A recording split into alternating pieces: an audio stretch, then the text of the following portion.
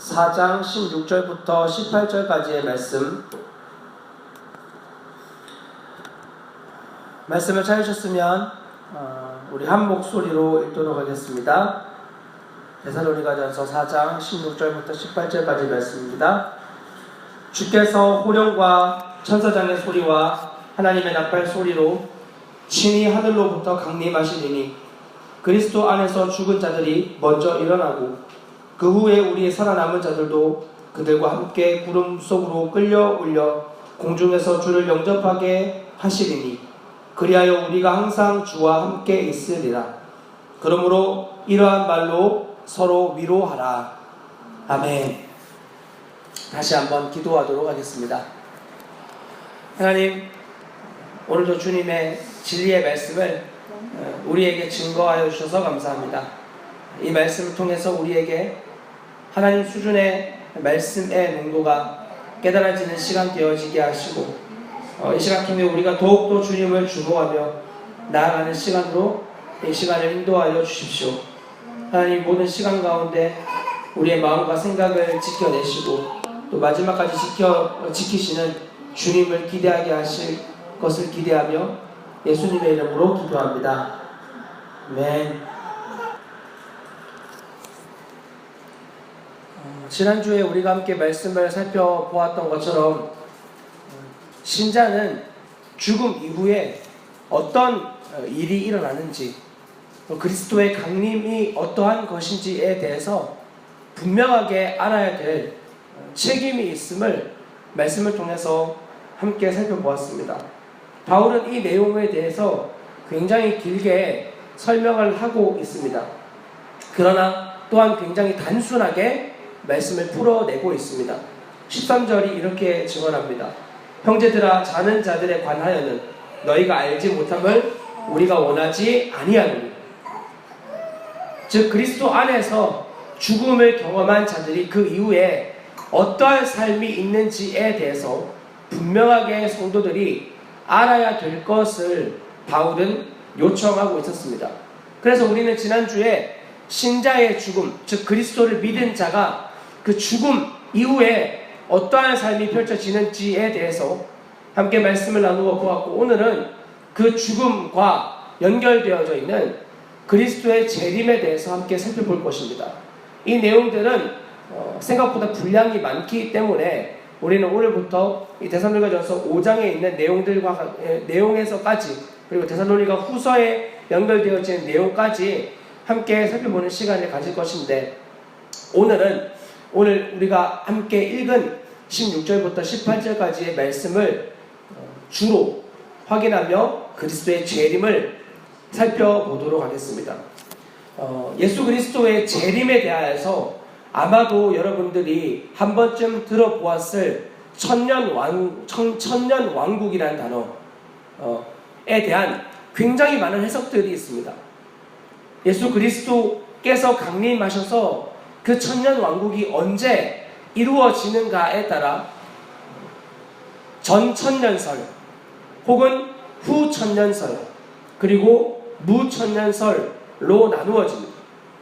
이것은 특별히 요한계시록 19장부터 21장까지의 내용을 어떻게 해석하는가에 따라서 이 내용들이 구별되어지고 해석되어지게 되어져 있습니다. 어떤 해석을 따르는가에 따라서 자신의 미래관이 바뀌게 됩니다.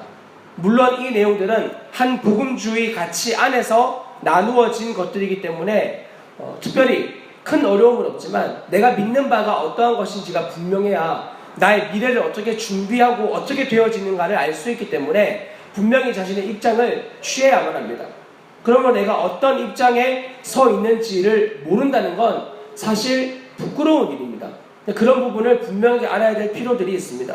천년왕국의 시기는 언제인지, 장소는 어디인지, 이것이 문자적으로 해석되는 것인지 아니면 상징적인 해석인지, 연속적인 부분으로 요한계시록을 봐야 되는지 아니면은 반복적인 내용의 나열인지에 대한 이러한 해석에 따라서 그러한 차이들이 나오긴 하지만, 이것은 언제 여러분들과 기회가 되어지면 요한계시록을 설교할 때, 특별히 종말에 대한 설교를 할 때에 조금 더 구체적으로 다루도록 하고, 오늘은 본문에 대한 내용을 먼저 좀 살펴보겠습니다. 16절은 이렇게 시작이 되어지는데 주께서 호령과 천사장의 소리와 하나님의 나팔 소리로 친히 하늘로부터 강림하신다라고 되어 있습니다. 강림한다라고 하는 이 단어는 카타베세타이라고 하는 단어인데 이것은 정확하게 번역하면 강림이라는 것보다는 그분께서 주께서 내려오신다, 하늘에서부터 내려오실 것이다 라는 의미를 가지고 있는 뜻입니다. 물론 그 의미가 강림이라는 표현과 동의어처럼 사용되어지지만 헬라어 원어는 분명하게 구별해서 15절에 나와 있는 주께서 강림하실 때까지 라고 할 때 강림은 파루시아라고 하는 단어를 쓰고 있고, 여기에 나와 있는 강림은 강림이라는 단어보다는 내려오신다 라고 하는 카타베세타이라고 하는 단어로 구별해서 쓰고 있습니다. 그 이유에 대해서는 조금 더 구체적으로 설명을 드리겠습니다. 15절에 강림하신다 라고 하는 파루시안이라고 하는 이 단어는 당시 헬라 시대에 왕이나 황제가 자신이 통치하는 도시에 방문할 때에 쓰는 단어였습니다. 그러므로 이때 예수 그리스도께서 파루시아 하신다 라고 바울이 이 단어를 썼던 것은 그분이 곧 왕과 진정한 통치자로서 자신이 통치하는 이 땅에 방문하신다라는 것을 의미하고 있음을 보여주고 있습니다. 지금 우리가 살고 있는 이 시대는 사실 사단이 모든 권세를 잡은 것처럼 보여집니다. 어제도 우리가 함께 이야기를 나누었지만 모든 세상이 음란에 덮여 있는 것처럼 보여주고, 세상의 돈과 명예와 지위와 권력이 세상의 중심에 놓여져 있어서 그것이 모든 것을 주관하고 움직이는 것처럼 느껴질 때가 한두 번이 아닙니다. 그런데 그 사단이 진정한 이 세상의 신처럼 보였는데 그 신이 패하여지고 진정으로 그 땅을 다스리던, 마치 그 땅에 그 지역을 다스리던 고을 관리가 그곳의 지주이고 권력자이고 모든 것인 것처럼 보여졌는데, 그곳에 그보다 더 높은 권력자가 임하자, 그 권력자가 임하자 그 땅의 지주나 그 땅에 있던 어떤 그런 힘센 사람이 그 앞에 무릎을 탁 꿇는 이런 것처럼 그러한 왕의 진정한 행차가 임하게 될 것이라고 하는 것을 바울은 보여주고 있었던 것입니다. 진정한 통치자가 이 땅의 모든 통치자처럼 보여졌던 권력자들과 명예자들과 힘 있는 자들을 폐하여 내시고 진짜 왕이 오신다 라고 하는 것을 선언하고 있는 것이죠. 그런데 그 오시는 모습이 어떠하냐? 16절 우리가 읽었던 그 본문에서 주께서 호령과 천사장의 소리와 하나님의 나팔 소리로서 주님이 오신다라고 선언을 하고 있습니다. 즉 그리스도의 재림이 분명하다라는 사실을 알려주고 있습니다. 이것은 희미하게 될까 안 될까 가능성에 대한 이야기가 아닙니다. 암살이라는 영화를 여러분 보신 분들이 있을지 모르겠는데 그때 우리나라에 독립운동가들이 많이 있었습니다. 그리고 그 독립운동가들은 우리나라를 점령한 일본에 대항하여 진정으로 나라의 독립을 위해 목숨과 재산과 인생과 젊음을 불태웠던 사람들의 이야기가 그곳에 등장하고 있습니다. 그러나 그 독립운동을 했던 사람들은 사실 우리나라의 독립이 이루어질 것이라고 확신하고 있지 않았습니다. 그것은 그냥 가능성이었습니다. 그리고 확률이 굉장히 낮은 가능성의 싸움이었습니다. 자신 안에 있는 그 신념 하나, 나라의 독립을 바라는 열망 한 가지가 자기의 인생과 자기의 가치와 재산과 그리고 자녀와 행복과 모든 것을 갖다 버리기에도 아깝지 않은 싸움이었던 것과는 달리 우리는 역사의 시작과 마지막을 알고 있는 자들입니다. 그 날은 반드시 도래하고 말 것입니다. 반드시 도래합니다. 주님 다시 오시는 날은 지금도 그분의 호령과 천사장의 소리와 나팔 소리로 지금도 계속하여 이 땅 가운데 많은 증인들과 소리들을 통하여 울려 퍼지고 있습니다. 모든 세상이 주님 다시 오심을 계속하여 소리치고 있습니다. 우리는 그 날의 마지막을 목도하며 나아가는 사람들입니다. 특별히 주께서 호령이라고 하는 단어는 켈리오스 마티라고 하는 단어로, 이것은 군사들이 서로를 전쟁 가운데에서 나아가며 격려하고 환호하는 이러한 단어를, 이러한 모습을 표현할 때 쓰는 단어입니다. 반지의 제왕이라는 영화를 보시면 그 전쟁을 할 때예요. 마지막 전투 가운데 수적으로는 이미 불리한, 그러니까 사람들을 지칭하는 그 악의 세력과 그리고 선의 세력의 싸움이 있는데, 이 선의 세력이 너무 약해 보이는 거예요.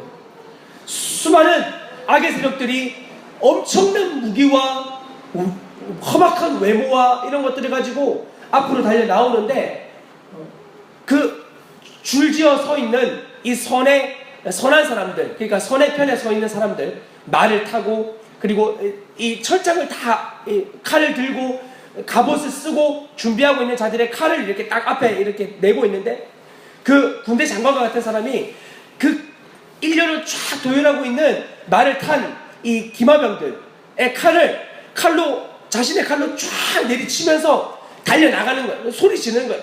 함께 싸우자 막 이렇게 소리를 막 치니까 여기 있는 사람들이 같이 막 소리를 치면서 앞에 있는 사람들이 막 이렇게 땅을 이렇게 구르면서 그 전쟁을 준비하고 있는 것처럼, 주님 우리에게 내가 속히 온다, 얘들아 정신을 차려라, 더욱 정신을 차려라 이러면서 마치 우리에게 우리의 모든 전신 갑주를 주님이 이렇게 쓰다마 주면서 지나가는 그러한 호령의 소리들을 우리가 들으면서 살아가고 있는 거예요. 천사장의 소리와 하나님의 나팔 소리 역시 모든 세상의 것들이 이 마지막 때를 향한 주님의 음성을 향하여서 움직이고 있는 것을 보여주고 있는 것이죠. 다니엘서 12장에 보면은요, 지금의 이 마지막의 때에 대해서 다니엘이 그가 본 환상을 이렇게 증거하고 있는데, 다니엘 12장 1절부터 3절까지 이렇게 증언하고 있습니다. 그때 이 마지막 때에 네 민족을 호위하는 큰 군주 미가엘이 일어날 것이요, 천사장이죠. 또 환란이 있으리니 이는 개국 이래로 그때까지 없던 환란이며, 그때 내 백성 중 책에 기록된 모든 자가 구원을 받을 것이다. 여러분, 이 마지막 때에 천사장이 일어나서 환란이 있게 되어지는데, 그때 이 땅에 없던 환란들이 일어나게 되면서 동시에 그 백성 중에 책에 기록된 모든 자가 구원을 받게 될 것이라는 거예요. 땅의 티끌 가운데 사는 자 중에서 많은 사람들이 깨어나 영생을 받는 자가 있을 것이고, 수치를 당하여 영원히 부끄러움을 당할 자도 있을 것이며, 지혜 있는 자는 궁창의 빛과 같이 빛날 것이고, 많은 사람을 옳은 대로 돌아오게 한 자는 별과 같이 영원토록 빛나리라 라고 하며, 마지막 때에 이 군주 천사장인 미가엘이 일어나서 이 마지막 전쟁을 준비하고 있는 장면들이 이곳에서도 동일하게 보여지고 있어요. 그 천사장이 하는 일도 마찬가지인 거죠. 주님 다시 오시는 그날에 대하여 선언하는 존재로 서 있는 거예요. 그리고 마태복음 24장에 보시면요, 주님이 이 마지막 때에 대해서 직접 언급하고 계신 구절이 있는데, 마태복음 24장 31절 말씀에 이렇게 기록이 되어져 있습니다. 인자가 자기 영광으로 모든 천사와 함께 올 때에 자기 영광의 보좌에 앉으리니. 24장이에요. 죄송해요. 24장 31절. 너무 비슷해서 깜짝 놀랐어요.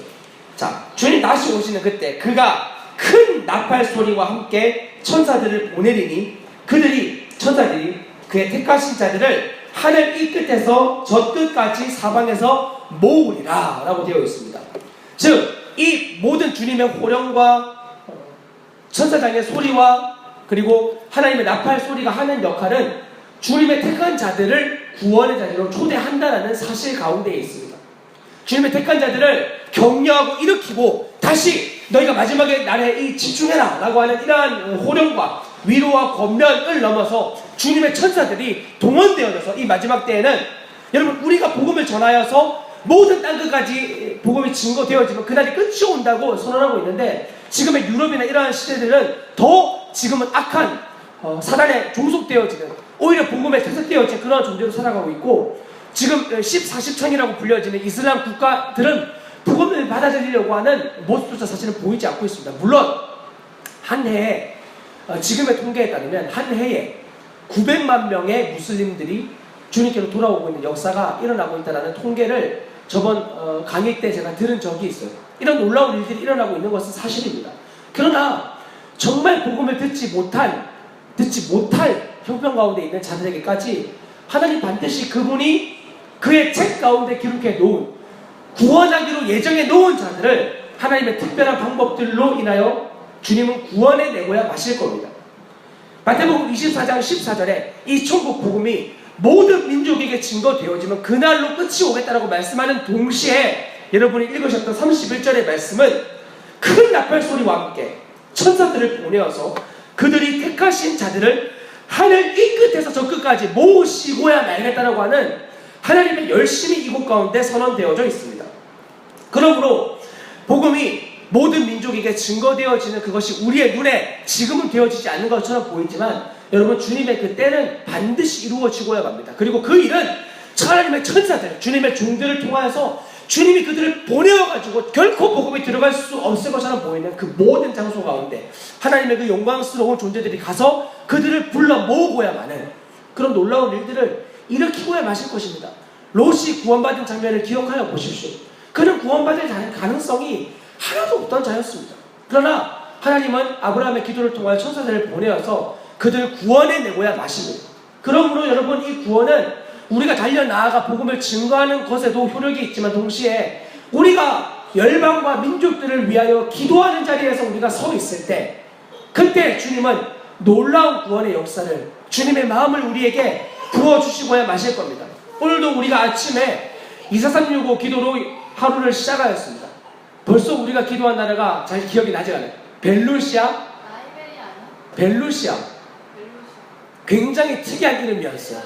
네. 벨라루스인지 하여튼 굉장히 특이한 이름이었어요. 이렇게 우리로서는 우리의 지성이 얼마나 오염되어져 있는지 기억조차 하지 않아요. 그 나라가 어디인지 나라의 지역보다는 이름조차 기억나지 않지만 주님은 그 시간 우리를 통하여 기도하는 마음을 불어넣어 주시고 그 기도하는 자들을 통해 주님의 영광을 보여주시며 이 마지막 때에 반드시 우리의 기도를 통하여서 당신이 그때 기도했기 때문에 당신의 그 기도를 통하여 우리가 구원받았다고 하는 놀라운 고백을 주님 나라에서 우리 반드시 듣게 되고야 마실 겁니다.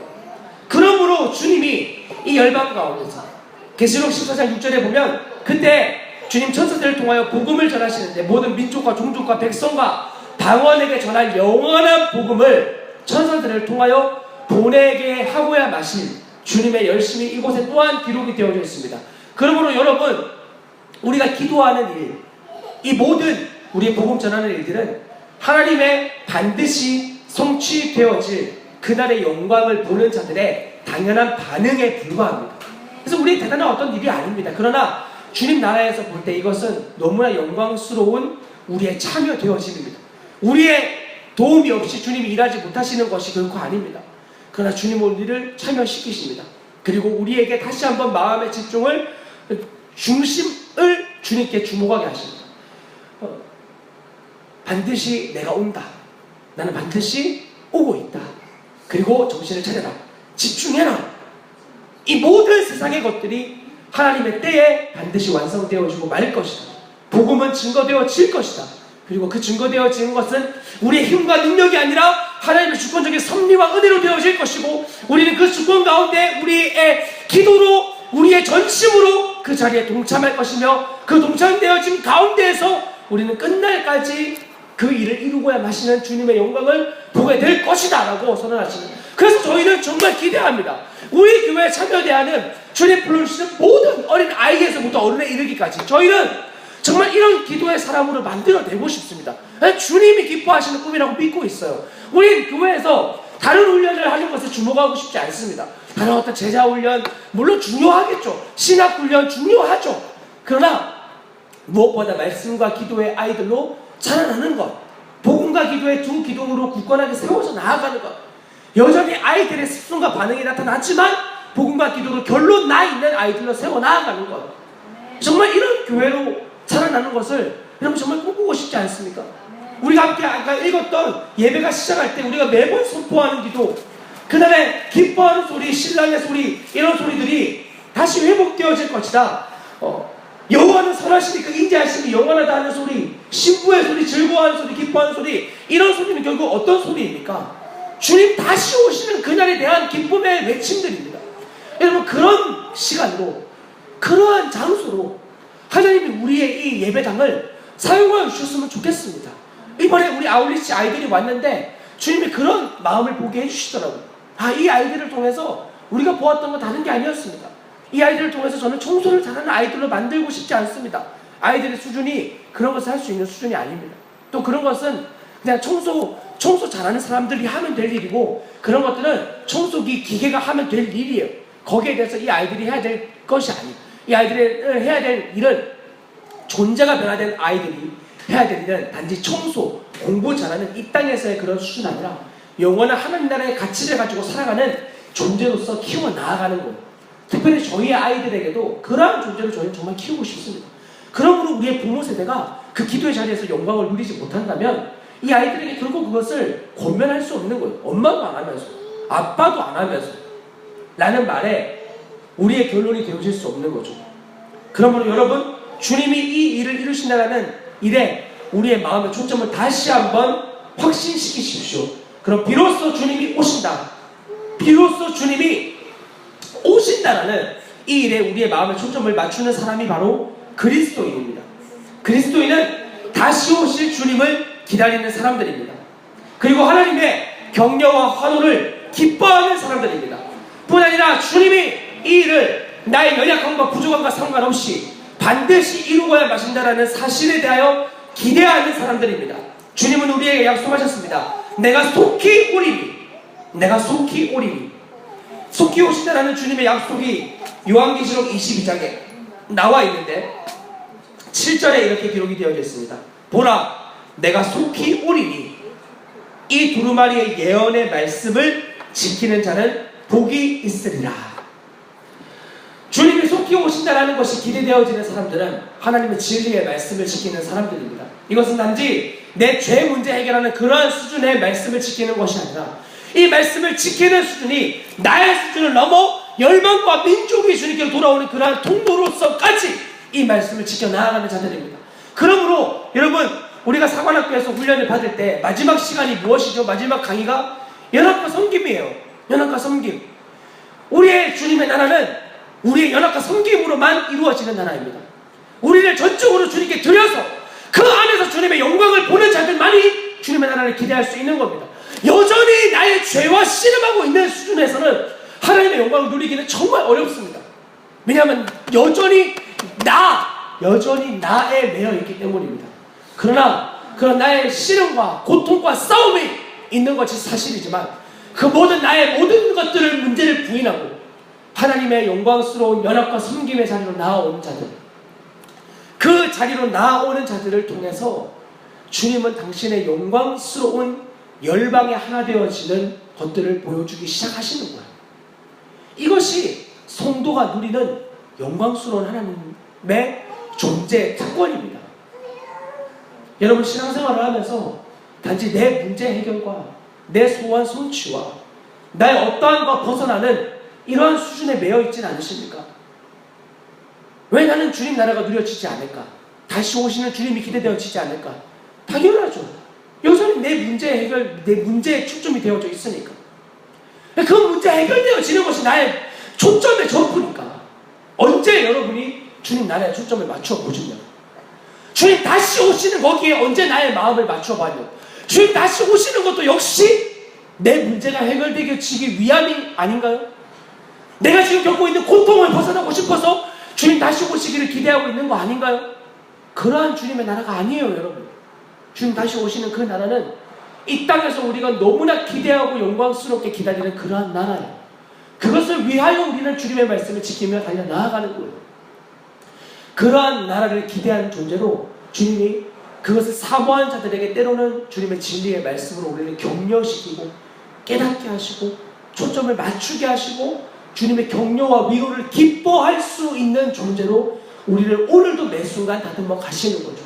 이것이 주님 나라를 고대하는 사람들에게, 그리스도인들에게 주님이 주시는 놀라운 특권입니다. 내가 속히 오리니. 이 말씀이 여러분들에게 너무나 큰 하나님의 위로로 들려지시기를 간절히 부탁을 드립니다.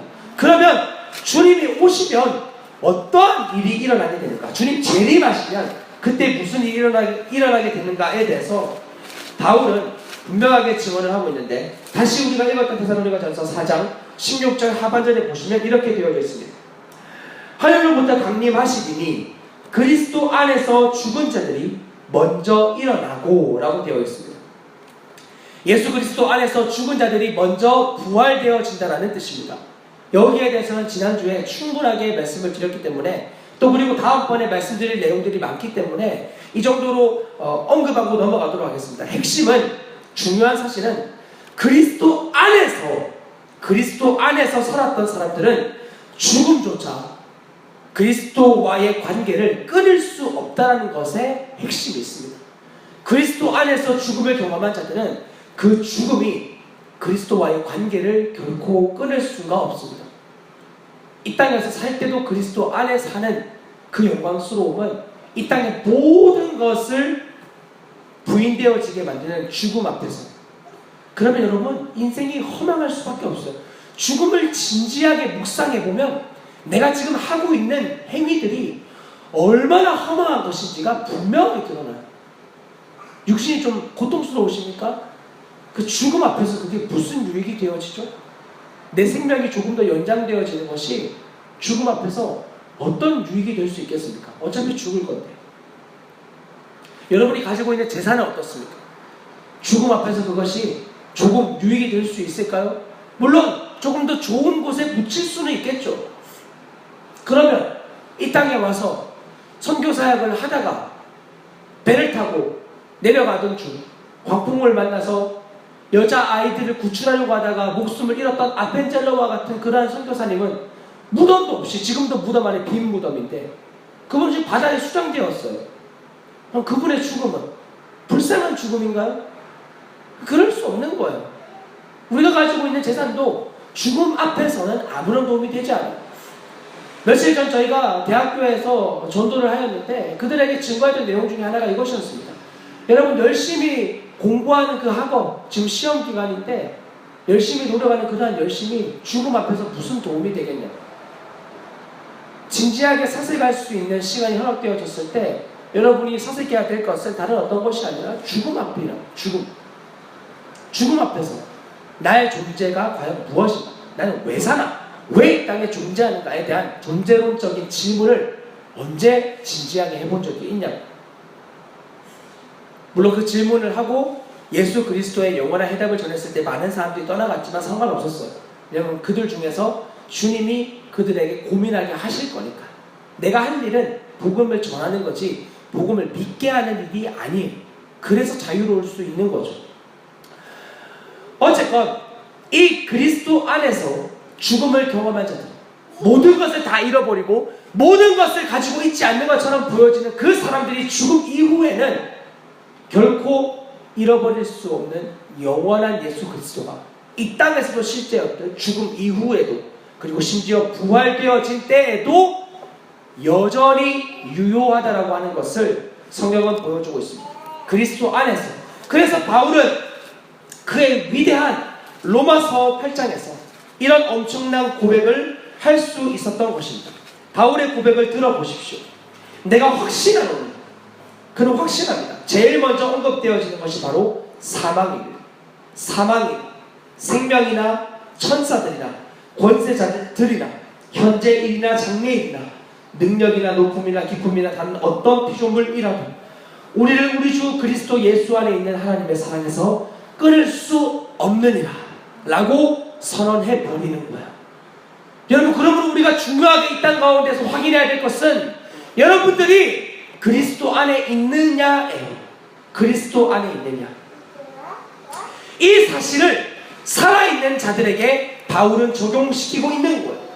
죽은 자들이 그리스도 안에서 죽어서 그리스도와 함께 있고 부활되어진 뒤에 그리스도 안에 또다시 있게 되어진다면 너희 살아있는 자들 역시 17절 그 후에라고 되어 있는 구절은 그리스도 안에서 죽은 자들이 결코 헛된 죽음이 아니라 너무 영광스러운 죽음이고 이 땅에 살아있는 자들보다 더욱 영광스러운 자리에 있다라고 하는 것을 선언하기 위하여 그들이 먼저 부활되어진 뒤, 그 새로운 몸을 입은 뒤 그 후에 우리 살아남은 자들도라고 하며 이제 어쩌면 여러분의 시대에 주님이 오신다면 되어질 일들에 대해서 선언하고 있는 거예요. 중요하니까 집중해서 들으셔야 돼요. 만약 우리 세대에 주님이 다시 오신다면 그때 무슨 일이 일어날지 성경 분명하게 증언하고 있어요. 알으셔야 되는 거예요. 자, 첫 번째, 주님이 살아남은 자들에게 부활하시고 죽은 자들을 일으키신 뒤 살아남은 자들에게 하시는 일은 그들과 함께 구름 속으로 끌려 올라가는 일을 하시는 겁니다. 그들과 함께 구름 속으로 끌려 구름 속으로 끌어올려라고 하는, 끌어올린다 라고 하는 이 단어는 하르파게소메다라고 하는 단어인데, 이것은 잡아채다, 강제로 빼앗다라고 하는 의미를 가지고 있는 거예요. 기억하십시오. 여러분 이 땅에서 살아있다가 주님이 다시 재림하시면 주님은 여러분을 끌어올릴 것인데, 여러분의 의지와 상관없이 주님 스스로 여러분을 잡아채어 강제로 여러분을 소환하시는 이런 일을 하시는 겁니다. 이 단어가 쓰여졌던 것은 몇 용례에서 있는데, 사도행전 23장 10절에 보시면 바울이 유대인들에 대하여 폭행을 당하고 있을 때 로마 군인들이 그 풋돌로부터 바울을 구출해내는, 건져내는 이 단어에 바로 하르파게소메다라고 하는 단어가 쓰여져 있습니다. 바울의 의지와 상관없이 로마 군인들이 가서 그를 건져내는 거예요. 그리고 사도행전 8장 29절에 보면 에디오피아 내시가 나오고 나서 빌립이 그에게 복음을 전하고 성령에게 이끌린 바 되었을 때, 이것 역시 여기 나와 있는 하르파게소메다라고 하는 단어가 사용되어져 있어요. 빌립의 의지와 상관이 없는 거죠. 고린도후서 12장 2절 3절에 보면 바울이 3천층에 올라가게 되어지는데 그때 이끌려가게 되어졌다라고 하는 단어에도 역시 이 단어가 쓰여지고 있어요. 즉 이 단어는 대상의 유익을 위해서, 그 대상의 유익을 위해서 강제로 행하는 행동을 의미할 때 쓰는 단어예요. 이것을 한자로 번역한 것이 바로 휴거입니다. 휴거. 영어인 줄 아셨나요? 휴거. 한글이에요. 그러니까 한자죠. 이끌 휴자에다가 들 거자를 써서 이끌어 올린다 라는 휴거라는 단어는 한자입니다. 이 단어에서 파생되어진 거죠. 그러므로 믿음 안에서 죽은 많은 증인들과 같이, 성경의 인물들과 같이 때로는 주님이 저와 여러분들을 하나님의 주권 안에서 강제로 구름, 즉 주님의 영광의 임재 가운데로 우리를 끌어올려 버리실 겁니다. 사단이 그런 우리를 향해서 끌어내릴 수 있겠죠. 오늘 영화 이야기를 조금 많이 하게 되는데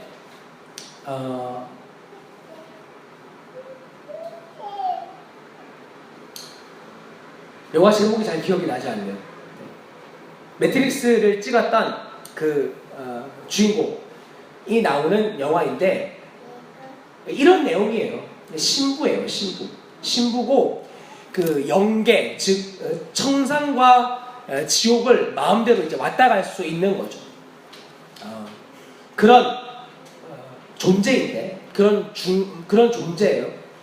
이 땅에서 이제 그 소위 말하는 이제 귀신들을 이렇게 잡아내는, 축출하는 퇴마사 같은 그런 존재인 거죠. 그런데 마지막 장면에 이제 이런 장면이 나오는 거예요. 이제 루시퍼가 나오는 거죠. 사실 루시퍼는 성경에 기록되어진 단어는 아니에요. 단테가 쓴 그 신곡이라고 하는 지옥편에서 처음으로 루시퍼가 사탄의 이름으로 등장되어지게 돼요. 어쨌건 그 루시퍼가 사탄의 우두머리의 모습으로 등장되어지게 되고, 그 루시퍼가 이제 이 땅에 오게 되고, 그 퇴마사인 그 사람은 이제 생명을 다해가지고 뭐 좀 말이 좀 안 되긴 한데 자기의 생명을 끊어서 어떤 여자의 생명을 살리게 돼요. 자기는 죽은 순간 이제 사탄이 임한 거죠. 그래서 그 사람을 데리고 지옥으로 끌고 가는 거예요. 내가 너를 너무 데려가고 싶었다. 끌고 가는데 이 사람이 끌고 가다가 안 끌려가는 거죠. 죽었는데. 그런데 갑자기 이 사람이 하늘로 이렇게 들려 올라가는 거예요. 루시퍼가 하나님께 항변하는 겁니다. 얼마나 나쁜 짓을 많이 했는데 저놈이 하늘로 가냐고. 그러더니 루시퍼가 깨달아요. 아, 자기 희생. 그러니까 다른 사람을 위해서 자기 목숨을 내어주었다 이거죠. 자기 희생이구나. 이것이 공로가 돼서, 그러니까 철저하게 인본주의적인 영화인 거예요. 기독교를 가장하고 있지만 이것 때문에 그가 구원을 받는 거구나. 그러고 이 존재가 사단을 비웃으면서 이제 하늘로 올라가는데 굉장히 특이한 장면이 나와요. 루시퍼가 이렇게 보낼 수 없다. 그러고는 그 존재를 붙잡고는 끌어내려요. 원래 이 사람이 담배를 많이 폈거든요. 그래서 폐암으로 이제 폐암 겸 이렇게 해서 죽은 거죠. 그런데 루시퍼가 이 폐를 온전하게 고쳐줘요. 그리고 이 땅에서 다시 기회를 주면서 살게 해주는 거죠. 자, 중요한 사실은 이런 일은 없다는 겁니다. 누가 우리를 그리스도의 사랑에서 끊으리요? 여러분 이 말씀을 기억하십니까? 주님이 붙잡은 존재는, 하나님이 부르신 존재는 반드시 영화로워집니다. 이 사실을 온전하게 깨닫지 못하면 그런 이상한 영화들에 대해서 마치 진짜인 것처럼, 그리고 그런 거에 대한 두려움들이 우리 안에 임하게 되는 거예요. 왜냐하면 사단이 끊임없이 주목하게 하는 것은 바로 여러분 존재 자체예요. 가능성 없는, 희망이 없는, 소망이 없는 내 모습을 주목하는 것으로 끝내버리게 되는 거야. 난 안 되는구나. 난 못하는구나. 나는 하나님으로부터 구원받다가 버림받을 수도 있겠다. 그러니까 구원받은 사람도 버림받을 수 있다는 이런 말도 안 되는 책이, 그 안에 막 웨슬리 목사님, 그 조나단 에드워즈 많은 신학자들이 언급되거든요. 그런 사람들 한 번도 그런 말 한 적 없는데, 어쨌건 성경만 봐도 그런 말이 없는데 그것에 대해서 많은 그리스도인들이라고 자칭하는 사람들이 넘어가는 거예요. 이런 마지막 때에 대해서 분명하게 알지 못하면, 주님이 선언하시는 내용에 대해서 분명하게 알지 못하면 하나님의 주권과 섭리와 그분의 영광스러운 승리를 끝까지 붙잡지 않으면 여러분을 주목하는 순간 여러분 반드시 넘어질 수밖에 없어요. 우린 그렇게 소망이 없는 자들이에요. 그런 우리를 사랑하사 그런 우리를 위하여 자기 자신을 버리신 하나님의 그 놀라우신 사랑이 확증되어졌다고 하는 이 진리의 말씀을 굳건하게 붙들지 않으면 우리 늘 소망 없이 넘어지고야 합니다. 그래서 주님이 이 마지막 때 살아있는 자들, 우리로서는 도무지 소망이 없어 보이는 그런 연약하기 짝이 없는, 시간 지나면 지날수록 여전히 부끄러움과 수치밖에 나오지 않는 그런 자들을 주님이 낚아채버리는 거예요. 사단이 빼앗을 수 없는 영광스러운 그분의 주권으로 우리를 주님의 이미 증인들만 올라갈 수 있는, 우리가 성경을 읽어볼 때 너무나 우리로서 도무지 같이 있을 수조차 없는, 흉내조차 낼 수 없는 바울과 베드로와 사도들과 증인들의 그러한 반열에 주님이 우리를 올려놓으시는 거죠. 그 자리에 임하게 해주시는 것, 하나님의 은혜로 말미암아 이런 놀라운 일들을 주님이 살아서 주님을 보게 될 자들에게 일으켜 주시는 거예요. 그러니까 주님의 주권적인 섭리를 믿는 믿음은 엄청난 믿음이요, 이것을 믿는 자들에게만 구원의 확신이 매 순간 임할 수 있는 것임을 결코 잊지 마셔야 됩니다. 나를 신봉한다니, 나를 믿는다니, 세상에 나와 함께하는 한 몸 되어진 사람조차 상대방을 믿지 않아요. 여러분, 상대방을 믿는다는 건 정말 위험한 일이에요. 믿는 만큼 실망하게 되실 거예요. 믿는 만큼. 내 남편은 그렇지 않을 거야. 이제 다 그렇게 믿고 싶죠. 그리고 그 상대방을 우리가 사랑하는 마음으로 그러한 이전의 죄의 자리에 들어가지 않는 것이 맞죠. 그건 정말 맞는 일이에요. 그러나 그 사람에 대한 주님만큼의 신뢰가 되어서는 안 되는 거예요. 그렇게 되어서는 안 되는 거예요. 정말 위험한 일이 되는 거죠. 주님, 물론 여러분 그렇다고 여러분이 죄의 자리에 들어가는 것을 절대 옳은 것으로 인정하셔서는 안 됩니다. 날 기대할 거 없잖아, 이런 태도는 정말 하나님 앞에서, 하나님의 한 몸 되게 하신 지체 앞에서의 너무너무 위험하고 죄스러운 발언입니다. 그 일에 대해서 굉장히 늘 죄인된 마음을 품으셔야 되는 거예요. 늘 그런 마음을 품고 있어요. 늘 그런 마음. 그리고 두 번째로 주님이 우리에게 말씀하시는 것은 공중에서 주님을 영접하게 하신다라고 하는 말씀입니다. 영접한다라고 하는 이 단어는 아판테신이라고 헬라어로 기록되어졌는데, 이것은 아까 주님이 강림하신다라고 하는 파루시아라고 하는 단어와 함께 늘 쓰여지는 단어입니다. 왜 그런가? 파루시아는 왕이나 황제와 같은 높은 자들이 자기가 통치하는 곳에 발걸음을 옮길 때 쓰여지는 단어라고 했듯이, 아판테신이라고 하는 단어는 그러한 사람들이 올 때, 방문할 때 그곳에 있는 유지들과 백성들이 그를 기쁘게 맞이하는 행위를 표현할 때 쓰는 단어이기 때문입니다. 기쁘게 맞이하는 거예요. 어디에서 그분을 기쁘게 맞이하는가? 보십시오. 굉장히 놀랍습니다. 공중에서 주님을 영접합니다. 공중에서. 그런데 이 공중이라고 하는 단어는 우리가 알고 있는 그런 하나님 나라를 표현하는 단어가 아닙니다.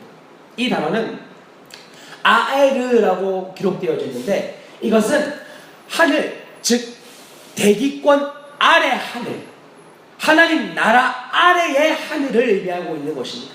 즉 이 아래 하늘을 의미한다고 하는 것은 공중 권세 잡은 자였던 사탄의 자리에서 이 모든 세상을, 아니 어쩌면 우주를 주관하는 것처럼 보여지는, 이 지구를 자기 손아귀에 놓고 자기 마음대로 하는 것처럼 보여지는 공중 권세 잡은 자인 사단의 거점에서, 바로 그 자리에서 하나님의 증인되어진 저와 여러분들이 눈을 뜨고 주님을 영접하게 되어질 것이라는 것을 의미하고 있는 엄청난 단어인 거예요. 여러분, 이것이 어떤 농도인 줄 아십니까? 우리가 늘 넘어졌던 바로 그 자리, 우리가 늘 씨름하는 바로 그 자리, 왜 안 되지 하고 고민하던 바로 그 자리, 때로는 알고 있지만 넘어졌던 바로 그 자리, 겉으로 드러나지 않았지만 마음속으로 나오는 나의 이 죄의 자리, 바로 그 모든 자리, 도무지 나의 힘과 능력으로 이길 수 없는 바로 그 자리에서 공중권세 잡은 자의 영향이 더욱더 강건하게 보이는 바로 그 위치에서 주님이 임하시고 진짜 왕은 나야! 라고 선언하시며 공중권세 잡은 사단을 결박하여 내던져버리시는 그 영광스러운 승리를 선언해내고야 마시겠다라는 하나님의 결연한 의지가 이곳 가운데 담겨져 있는 거예요. 우리는 그 공중에서, 바로 그 자리에서 공중권세 잡은 사단의 그 강력한 힘이 있는 그곳에서 주님의 최후 승리를 보게 되어질 것입니다. 바로 이 세상에서 여러분 눈을 뜨고 있을 때 주님이 임하시면 여러분의 힘으로 결코 이길 수 없었던 바로 그 자리에서 주님의 영광을 보게 되는 것입니다. 주님의 승리를 보게 되는 것입니다. 이런 엄청난 승리를 주님이 눈을 뜨고 있는 우리에게 모든 준비를 다 해놓으신 거예요. 치열한 접전이 있는 바로 그 자리에서 하나님은 반드시 우리를 승리하게 만들어내고야 마시겠다라는 주님의 결연한 의지를 여러분 보셔야만 합니다. 사단이 우세하고 있는 바로 그 지역, 그 자리, 그 현실에서 승리를 누리게 하고야 마실 주님의 엄청난 이 결연한 의지가 이 안에 담겨져 있습니다. 부르신 자들을 영화롭게 하셨느니라.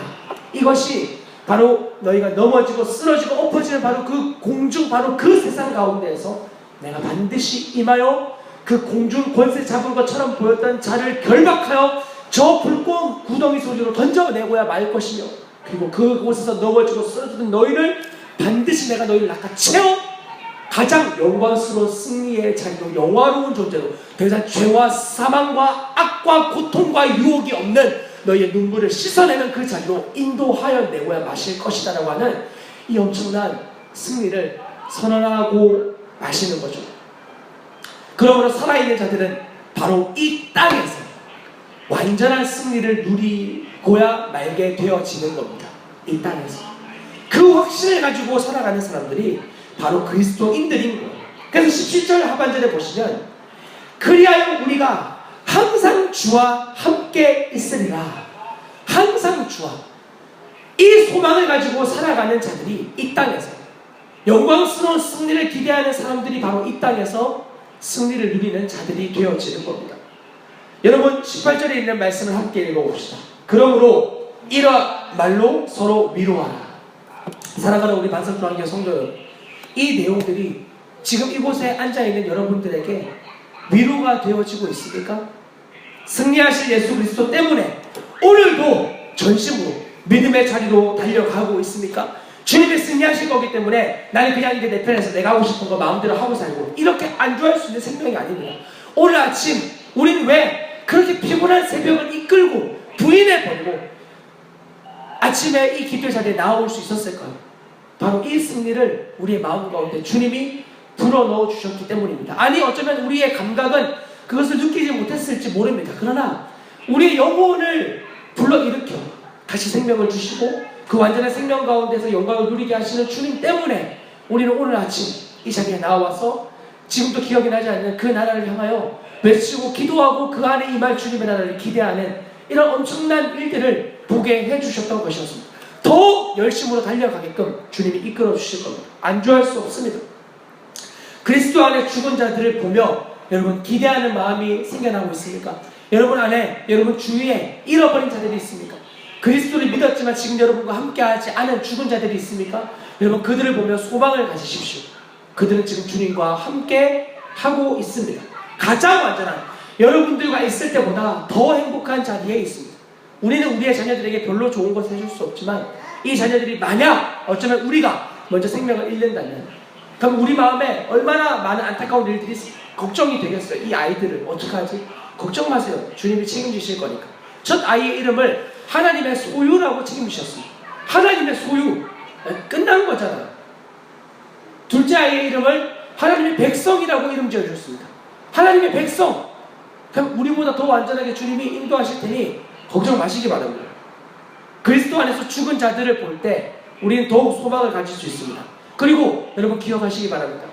우리 그리스도인들의 죽음은 단지 그냥 주님 나라에 가는 그러한 수준의 죽음이 아니라 그 죽음에 참여하고 있는 자들을 더욱 그리스도께로 주목시키는 표적과 같은 죽음이어야만 합니다. 여러분의 죽음을 통해서 여러분과 함께 있는 자들에게 진짜 여러분이 믿는 하나님의 나라가 실제인지 아닌지가 분명하게 나타나게 될 겁니다.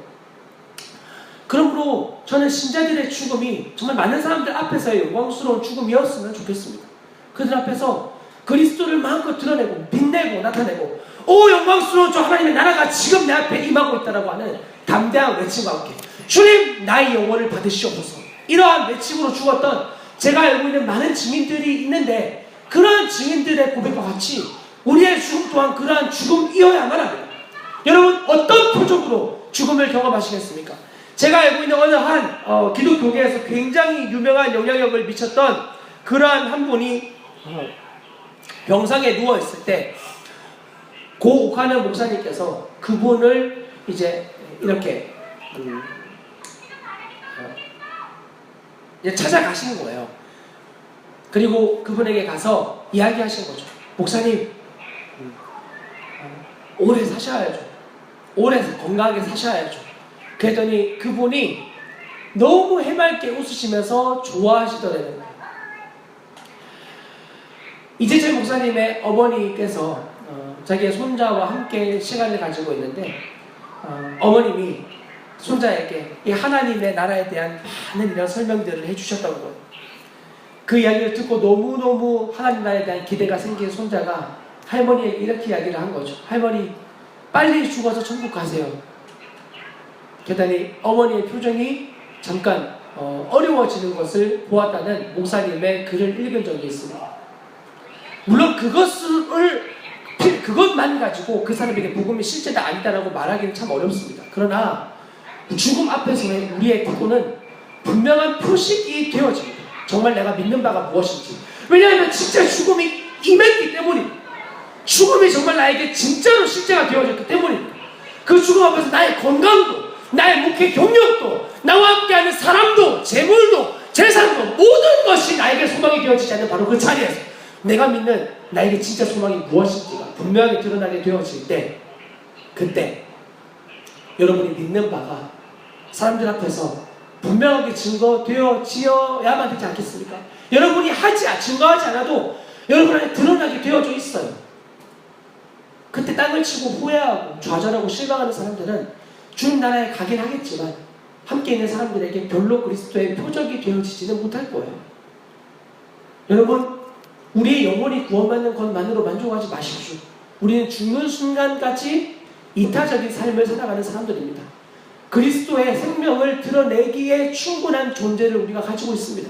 그 생명을 드러내는 것이 우리의 죽음 앞에서에서도 초점이어야만 합니다.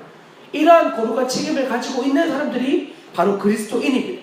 그러므로 바울이 고백했던 위대한 고백, 갈라디아서 6장 14절에 있는 말씀과 같이, 그러나 내게는 우리 주 예수 그리스도의 십자가 외에 결코 자랑할 것이 없는 그리스도로 말미암아 세상이 나를 대하여 십자가에 못 박혔고 나도 또한 세상을 대하여 그러하니라 라고 맺었던 이 고백은 황금의 입으로 불리던 위대한 한 설교자의 죽음과 동일하게 나타나게 되었습니다. 그는 황금의 입이라는 별명을 가지게 되었고 설교를 얼마나 잘했는지, 에베소 교회는 이런 사람이 바로 우리 교회의 담임 목사가 되어야 된다고 하고 그를 교회로 초대하게 되었습니다. 교회로 초대하게 된 뒤 한 달도 지나지 않아 그곳에 있는 모든 사람들이 그가 목회하는 것을 부담스러워하기 시작했습니다. 그는 에베소 교회에 걸려있는 많은 성화와 그리고 작품들을 다 떼내어 팔아서 가난한 자들에게 나누어 주기 시작했습니다. 그곳에는 부자들이 많이 살고 있었습니다. 그들을 향하여서 징계하고 책망하는 설교를 하기 시작했습니다. 당신들의 그런 오만한 재산이 하나님의 이름을 결코 높일 수 없다. 존재가 바뀌지 않으면 주님을 영접할 수 없다. 그런 설교를 하였고 그는 곧 그들의 모함에 의해 사막으로 유배를 가는 길에 독주를 마셔야 되는 사약을 먹어야 되는 일을 겪게 되었습니다. 그때 그는 그 사약 앞에서 이런 외침을 하였습니다. 세상아, 네가 나를 버리느냐? 나도 너를 버리노라. 그리고 담대하게 그 사약을 먹고 장렬하게 순교하게 되어집니다. 사랑하는 우리 반성주한교 성도 여러분, 그리스도인은 바로 이런 사람들입니다. 세상아, 네가 나를 버려? 감히 네가 감히 나를 버려? 너도 후회하게 될 것이야. 이런 담대한 외침을 했던 그런 선교사님들이 계시더라고요. 그런 목회자들이 있는지는 잘 모르겠어요. 여러분, 그런 성도가 되어야 되는 것이 바로 그리스도인이에요. 주님 그런 농도로 우리를 부르고 계십니다. 죽음 앞에서도 담대할 수 있는 사람, 어떤 것에서도 담대할 수 있는 사람, 어떤 사람 앞에서도 두려워하지 않는 사람, 오직 하나님 한 분만 경외하는 사람, 그분과 함께하는 것만을 기뻐하는 사람, 그분 안에 거하는 삶을 가장 즐거워하는 사람, 오늘도 이런 존재로 부르신 주님을 마음껏 기뻐하는 하루로 인도하시는 주님만 기대하시기를 바랍니다. 기도하겠습니다.